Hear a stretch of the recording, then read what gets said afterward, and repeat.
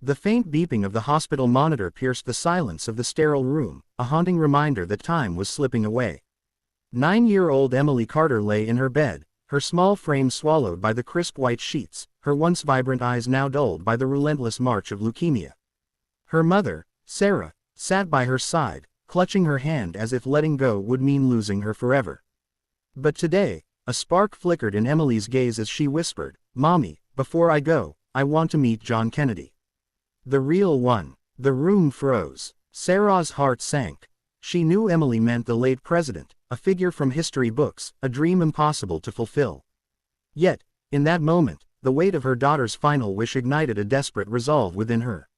Little did she know, this impossible request would set off a chain of events that would transform their lives in ways she could never imagine. Emily had always been a dreamer, even as the illness stole her strength. Her love for history had blossomed during the long hours of chemotherapy, where she'd pore over stories of leaders who shaped the world. John F. Kennedy, with his charisma and vision, became her hero.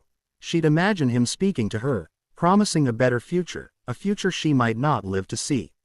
Sarah, a single mother working as a nurse, had exhausted every resource to save her daughter, but the doctors had delivered the grim prognosis. Weeks, maybe days, remained.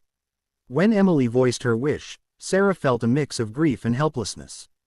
How could she grant a request that defied reality? Still, she couldn't bear to crush her daughter's hope. That night, she posted a tearful plea on social media, detailing Emily's dream and her own desperation, tagging every historical society and news outlet she could think of. The post went viral within hours. Messages of sympathy flooded in, but so did skepticism. Some called it a cruel hoax, others a bid for attention. Amid the noise, a man named Daniel Kennedy reached out.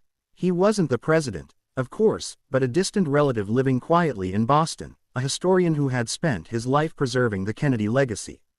Moved by Emily's story, he offered to visit her, bringing artifacts and stories from JFK's life to give her a taste of her dream. Sarah hesitated. Could this be enough for Emily? But agreed, clinging to any chance to see her daughter smile again. When Daniel arrived, his warm smile and gentle demeanor put them at ease.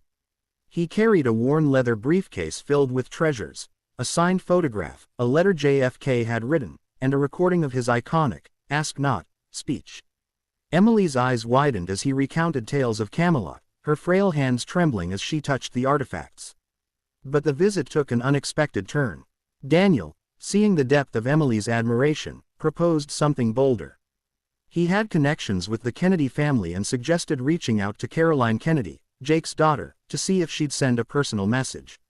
The idea seemed far-fetched, but Emily's excitement was palpable. Days passed with no response, and Sarah watched her daughter's hope fade with each unanswered dawn. The hospital room grew heavier, the beeping more insistent. Then, on a rainy afternoon, a package arrived.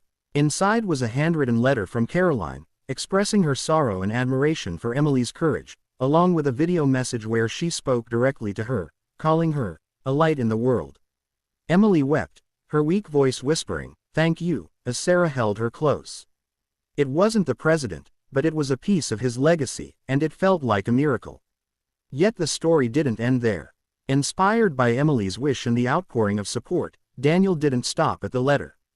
He rallied a network of historians, donors, and volunteers to create a scholarship fund in Emily's name, aimed at helping underprivileged children pursue their education, mirroring JFK's commitment to youth and opportunity.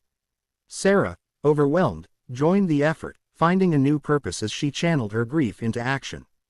The fund grew rapidly, drawing attention from across the country. Meanwhile, Emily's condition worsened, but her spirit soared. She lived long enough to see the fund's launch, a televised event where her story touched millions. Daniel stood by her side, now a friend to the family, as she weakly raised a hand to wave at the camera, her smile a beacon of hope. When Emily passed a week later, the hospital room was filled not just with sorrow but with a strange, quiet pride.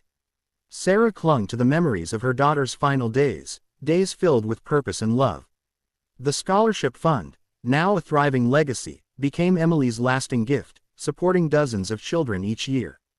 Daniel remained a pillar for Sarah, helping her navigate her loss while building on the foundation they'd created together. The experience transformed Sarah from a grieving mother into an advocate, her nursing skills now paired with a mission to give back. And for Daniel, it rekindled his own connection to his family's heritage, turning a quiet life into one of meaningful impact. In the end, Emily's last wish didn't just bring her a moment of joy, it sparked a movement. The Carter family, once broken by illness, found strength in unity and purpose. As Sarah stood at the first scholarship ceremony a year later, she looked out at the bright faces of the recipients and felt Emily's presence. "She changed us forever," Sarah whispered, tears mingling with a smile. The message was clear: even the smallest dreams, when met with love and determination, can ripple outward, inspiring a legacy of hope that endures beyond a single life.